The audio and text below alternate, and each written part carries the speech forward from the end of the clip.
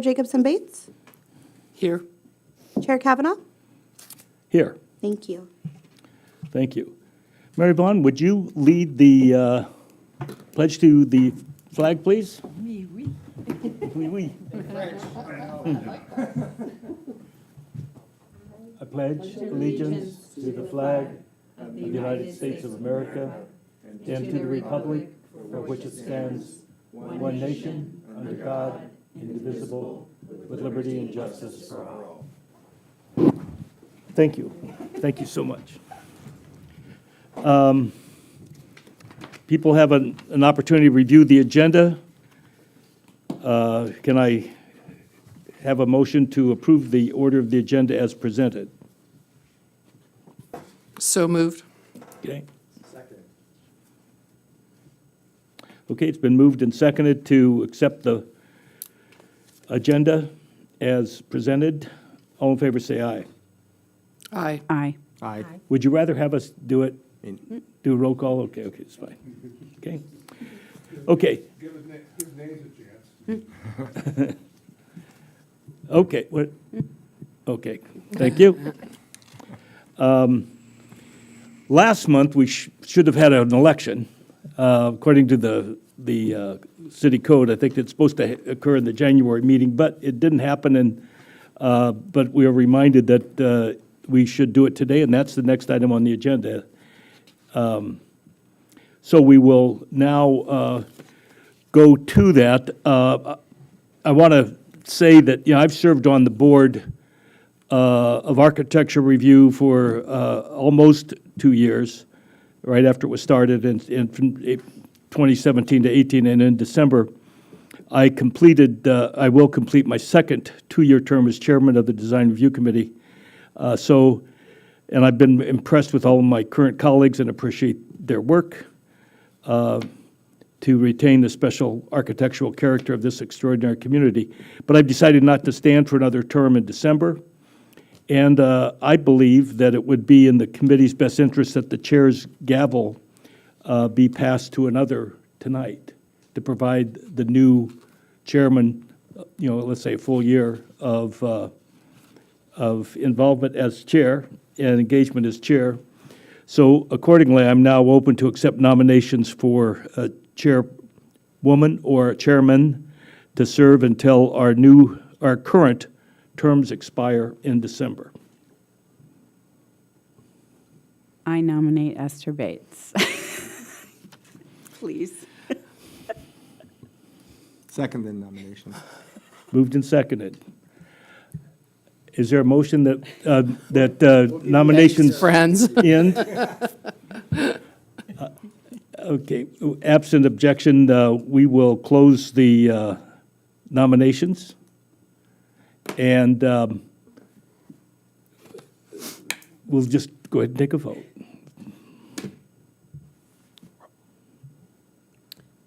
Member Dryden-Hess? Aye. Member Martin? Aye. Member Lapp? Yes. Vice Chair Jacobson Bates? Yes, thank you. Chair No, Kavanaugh? thank you. Yes, of course. So,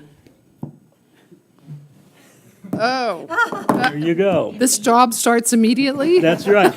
Actually, we're late. We're a month A late. month late, okay. All right, well, that must mean that the next item is the election of the vice chair. So, do I hear any nominations from the floor for vice chair? I'll nominate Jennifer. Sorry, Jennifer. No, I'll nominate Jennifer. She's, you know, provided lots of good work in the last 3 years. And I'm so impressed with all of the people on this group. We've been fortunate to have a great team, and I was anxious when we had some turnover because the last group was also very good. But I think the new members have been just terrific, and I want to thank you both for that. So, Do I have a second to that motion? Second. Okay, let's take a roll call vote, please. Lisa? Member Dryden-Hess? Yes, thank you very much. Member Martin? Yes. Member Lapp? Yes. Vice Chair Chair Jacobson Bates? Yes. And Member Kavanaugh? Yes. Thank you, former Chair Kavanaugh, for your service. Jennifer, we've got our work cut out for us, and we've got a great team here to get that done. So I appreciate everybody here, and I'm going to be depending upon you and city staff to guide me through this surprise process. So I think then, thank you, Lisa, for putting together those nice notes here, that I believe that the next item is our consent agenda. If you will speak to, speak to that. Is that correct, Lisa? Items on consent are typically routine and will be approved in one motion. The chair will call on anyone wishing to address the committee on any consent item on the agenda which has not been pulled by the committee for discussion. Each speaker will be permitted to speak only once, and comments will be limited to a total of 3 minutes. So we're going to start with in-person comments first. Is there anybody in the room who would like to speak on any items that are not on the agenda? Anybody out there on Zoom that would like to speak? Don't see anyone present on Zoom tonight. Okay, so then we will move on. All right, do any committee members have any consent items that you'd like to pull? And if not, I will entertain a motion to approve the consent items on the agenda, which is the minutes from January 18th, the Building and Planning Division major projects, and approving a land permit use permit for 448 Alisal Road, Suite B, for the window lettering. So move. Second. Okay, we have a first and we have a second. Lisa, will you please call for a roll call vote? Take a roll call vote? Member Dryden Hess? Aye. Member Martin? Yes. Member Lapp? Yes. Member Kavanaugh? Yes. Chair Jacobson Bates? Yes.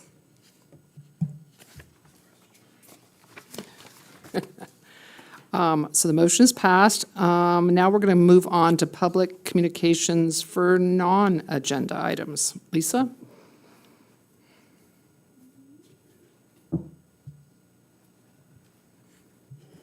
This section is intended to provide members of the public with the opportunity to address the committee on items not on the agenda. This section is limited to 30 minutes. Each speaker will be afforded 3 minutes and may speak only once. State law does not allow the committee to discuss or act on issues not on the agenda, except to briefly respond or to ask staff to follow up on such items.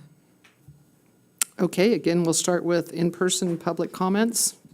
I see none, and there is nobody on Zoom, so now we can move on to the discussion items.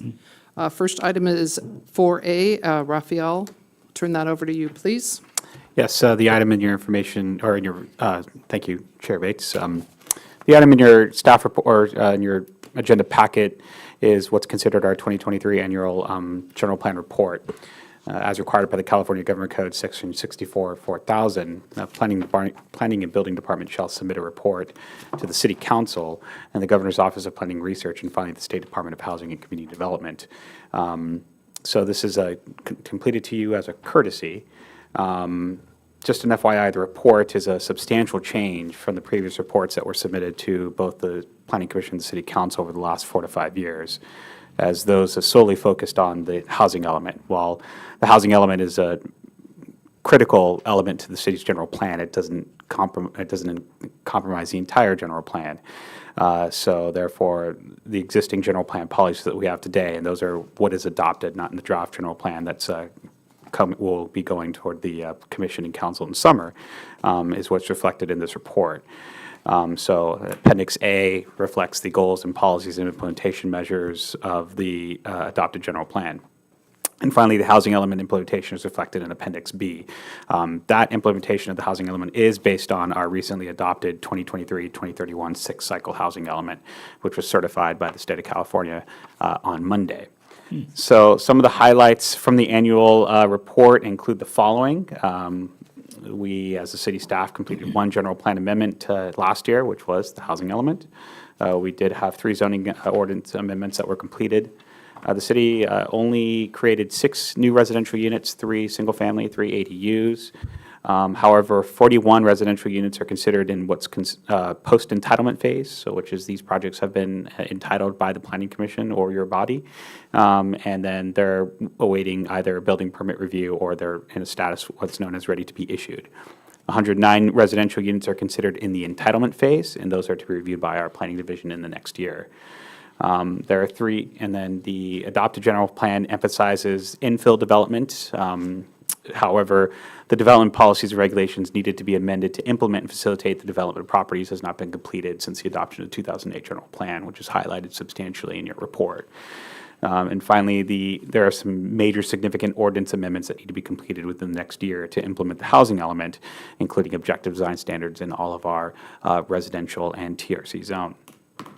Over the last year, planning staff received 42 entitlement applications. Of those, the vast majority went to this board through sign applications. The building division, which you don't see here, however, it plays an integral role in our department, received and issued a total of 222 building permits over the last year. So again, this report, while hefty, just highlights the activities that this department has undertaken over the last year, including myself at the helm starting in September and those previous to me. So this is a receive and file report, and I'm going to open up to you for any questions that you may have of it. Okay, I'll open it up to the committee. Well, congratulations on the approval in Sacramento. That's a very big deal, and Randy and Raphael, thanks so much for the leadership it took to produce that. It's complicated, controversial. Maybe you didn't notice, but people have different opinions about it. But it's an important thing that we do to get that approval at the state level. And very time-consuming. Very time consuming for sure. I don't have any. Any other members have comments? I do have a few typos, but I'll pass those off, after the meeting.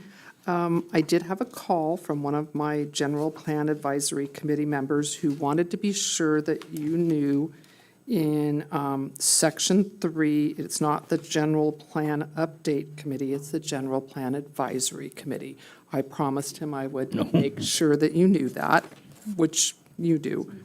The one thing that I did want to just kind of point out from my looking over this is page 6 or page 26, as it may be in the packet.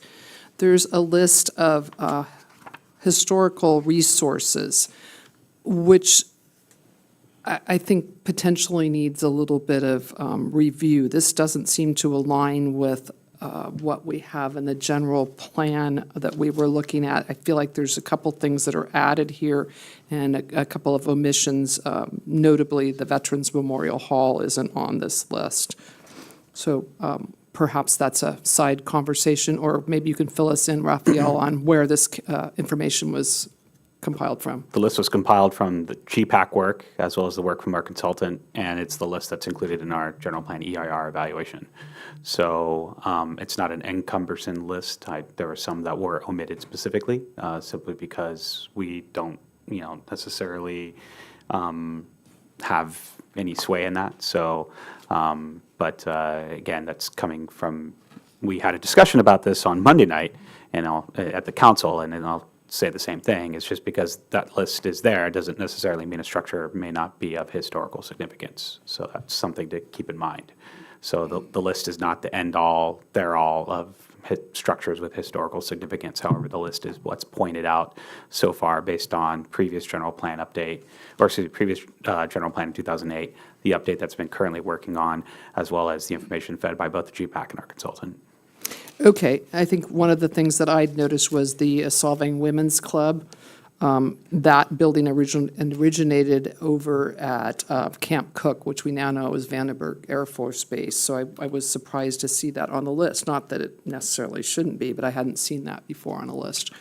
So maybe this is a Oh, yeah. sidebar conversation that, or rather an outside of the meeting conversation to be had, rather than spending time here with our group. And maybe at general plan advisory committee. Do you have a suggestion on that? Actually, it'd be best just to not even go to either one. Again, this is.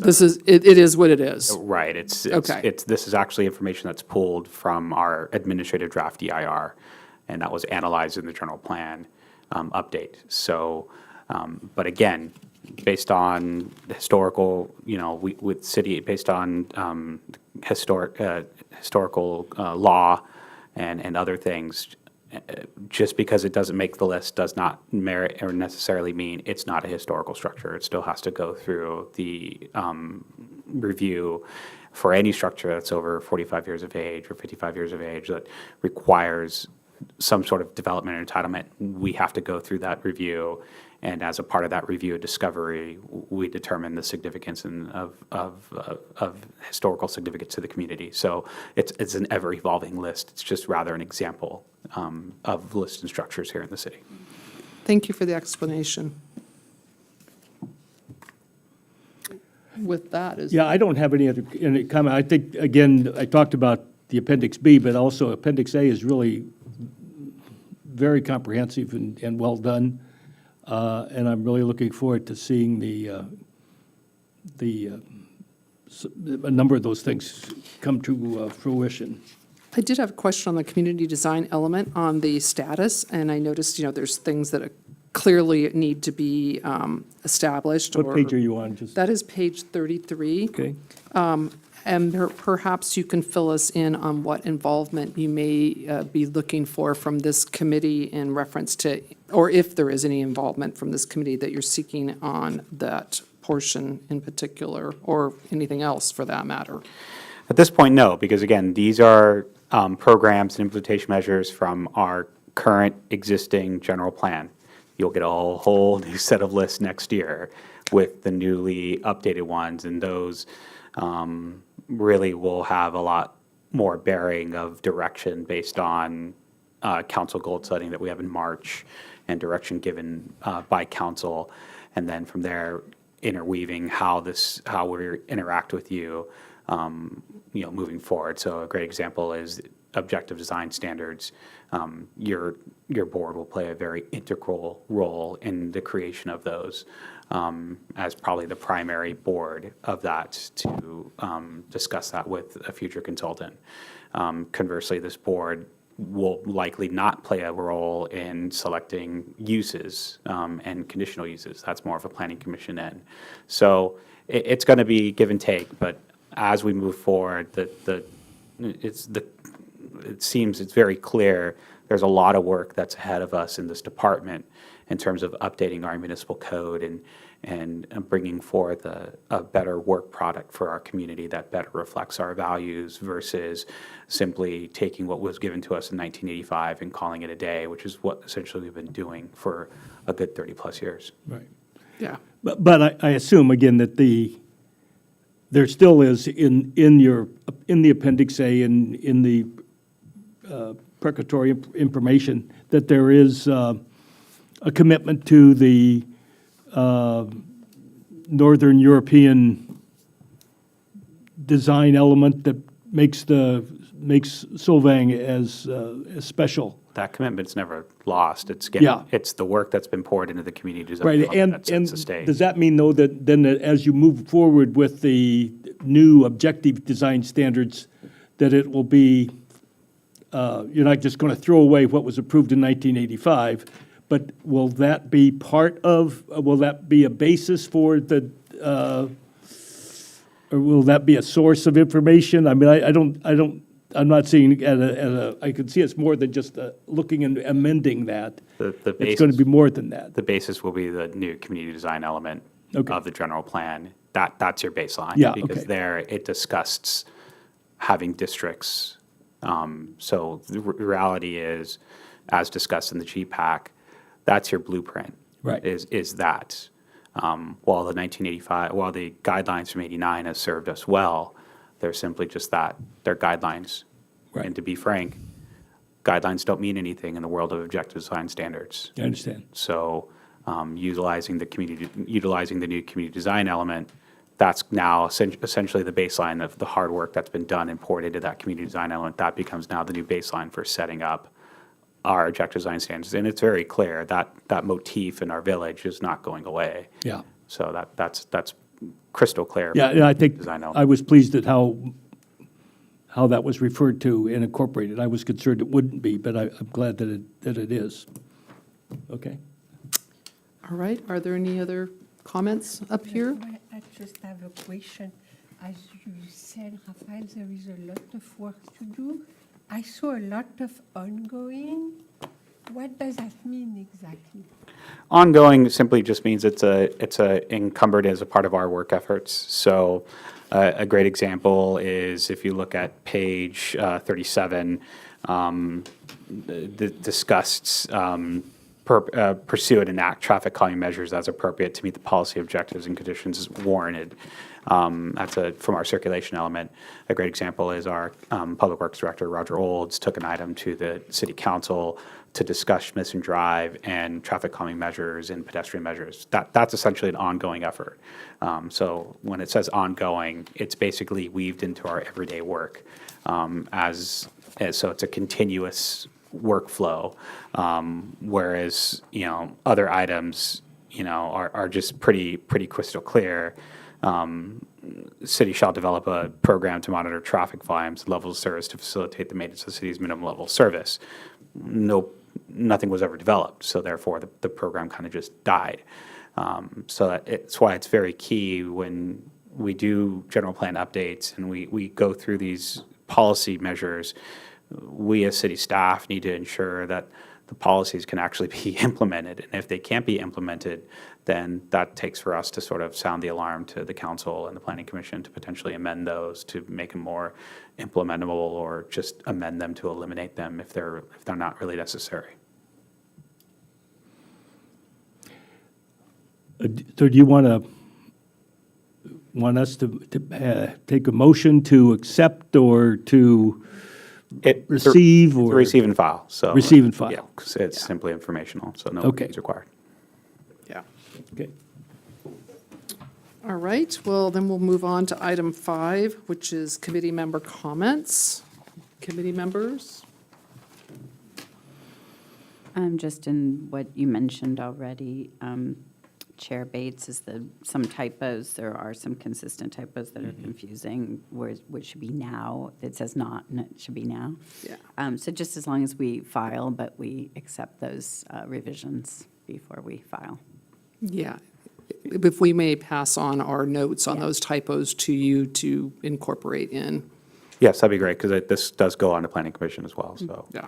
And I'm already catching some of those as well myself. Yeah, just a lot to go over there.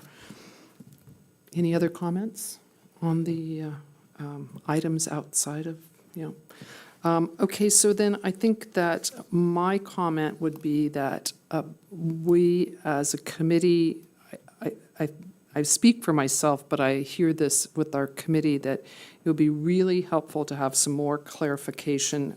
You've heard this before from us regarding subjective and objective and exactly how that applies.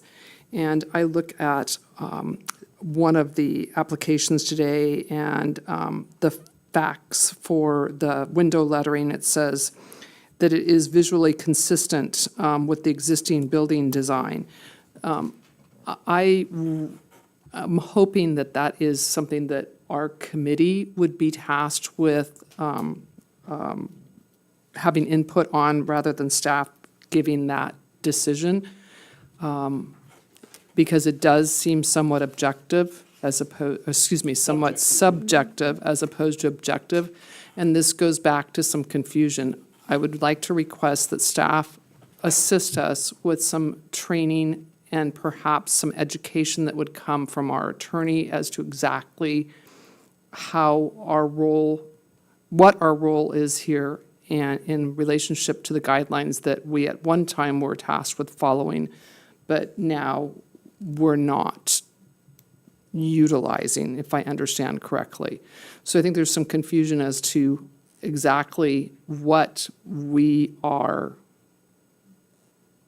allowed to do, for lack of a better word. And perhaps some of my colleagues here have some input on that. But we have asked for some legal advice on that, and I think we need that going forward as a team to understand better our position and our responsibilities up here. Yeah, and to add to that, oh, I'm sorry. To add to that, it's, we want to, I think, optimize the, within the constraints of the regulatory structure that's being thrust upon us by Sacramento, for us to maximize our ability to maintain that, the thing that makes the village at least special, which is that Danish old world traditional architecture. And, you know, it seems like we are not like, lots of run-of-the-mill, California, Central Coast towns. I think that, this is a special place. We're seeing it, that it attracts a lot of customers. And we want to make sure that, I think, whatever has helped us get to where we are now, not be lost. As I look through, things like alternatives, the committee should make the required findings for denial, should that be the decision. I'm not aware of what that would mean, what required findings for denial might be on a signage. And I would presume it means it doesn't fit within. Also, things like the size, shape, color, and placement of the sign, and is compatible with the existing building. Would be, in my view, the role of this committee to make some of those decisions, because they are not purely objective. Yes, we want facts. Yes, we want your staff input and report. We couldn't do our tasks without your expertise involved. But help us understand our role, its limitations and expectations. I might just add there that the two words which I'm hearing you say, compatibility and visually consistent, those are tough words, right? So what is the language around compatibility that is objective? What is the language around consistency that is objective? The sooner that we come up with those objectives, those standard objectives, the better, because we will be lost until we have that done. I mean, that's basically what we're Yes. saying is, I guess, Right. That's the good. longer it takes for us to ratchet those down and have that objective standard list, the longer we don't have really a lot of input.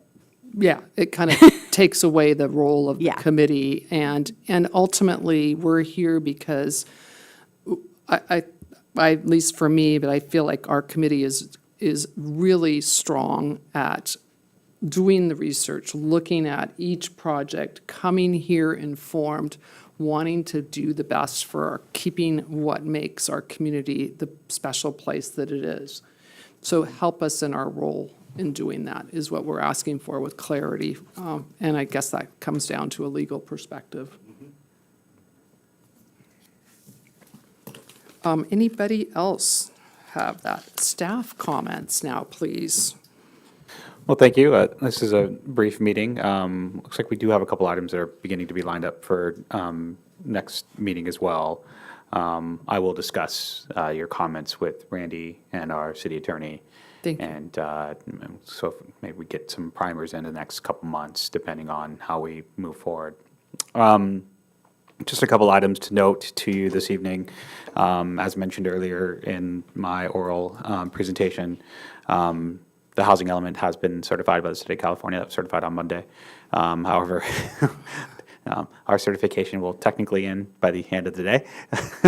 So that's because the state was very clear that we need to rezone our sites. So that, as you noticed in your packet, the site rezones are going to Planning Commission in the next couple weeks. So that is going to be queued up for them, and then that'll go to City Council. So again, we can remain in the state's good graces as we continue to move forward. Bigger news from the general plan. The draft environmental impact report for the general plan update will be released on February 29th. So just discussed that today with our consultant. We are moving forward. We've wrapped up pretty much most things that needed to get wrapped up. Hopefully crossed our T's and dotted our I's. And so we're gearing up to that, so that to be released on the 29th. That'll be available on our website as well as plansolvang.com. So we're looking forward. The way that'll go is a 45-day review period. And so we'll receive comments on that. And then from there, we will do what's known as a response to comments, and then put together what's called a final EIR. And then finally, what's a document called a statement of overriding considerations. All that gets packaged together, and goes before the Planning Commission, and then finally the City Council for adoption. So we are still aiming for an early summer adoption and public hearing process, but this is a critical 45-day to review to take a look at what are the environmental effects of our proposed general plan build out as we look forward to 2045 with this general plan. And then, as I alluded to, we, city staff, planning staff made a presentation to the council on Monday night. TRC was the main topic, residential secondary uses. Got a clear consensus to move forward with some items. City staff's going to package a couple of those quick cleanup items, such as music, et cetera, package into your sidewalk dining ordinance. I'm hoping to bring that back to the DRC per our discussion in January as a very preliminary sort of outline of what that would look like. And then from there, we will then take that to the chamber and then go through the motions of adoption. So again, I thank you for your patience on this work. I know it's very technical, but it's just the beginning of a lot of work that needs to get done to sort of ensure the vibrancy of our TRC and our village. So these are small incremental steps, but they're ultimately, in the grand scheme of things, these are larger steps, they're bigger than meets the eye. So again, looking forward to working with you guys on that. And that should wrap right there. Randy, anything to add? That wraps up my report. Thank you. Okay, well, this is a wonderful, yeah, I'm going to do every meeting. So I will officially call the meeting adjourned at, I still can't believe it, 5:33.